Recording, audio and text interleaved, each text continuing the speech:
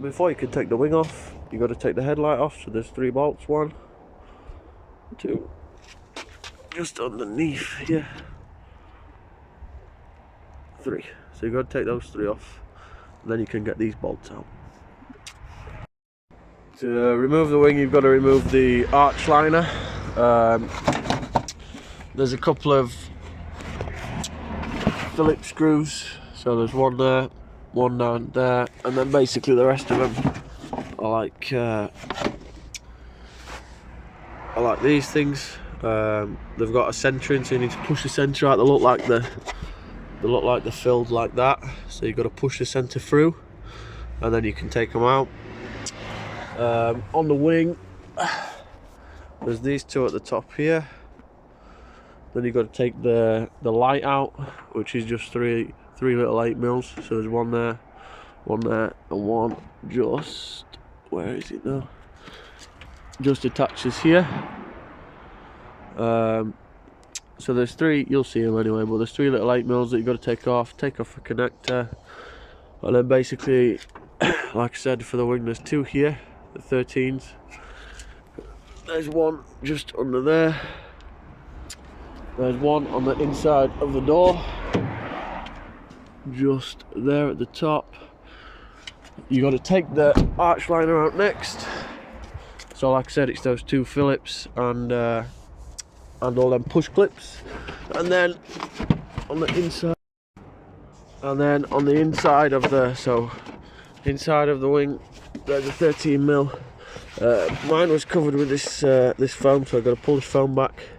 And then there's 1 13mm just there, and then there's 1 last one just at the top somewhere inside of here, and then it should come off.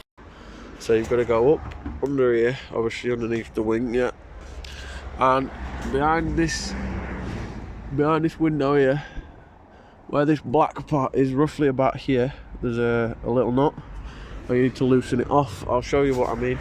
There's a gap in the back of the windscreen, in the back of the window. Hold on. Up there. So actually the back of the window, I know it's not very good, but the back of the window there's a nut there, and I need to loosen that off. You need a thin spanner, a small thin spanner. Finally got the wing out. To get this top bolt, you got to go underneath this gap here with a spanner. You got to make sure it's a really thin spanner. So you got to go up here, basically. Basically, there's a nut. Well, there's a bolt actually under there. There.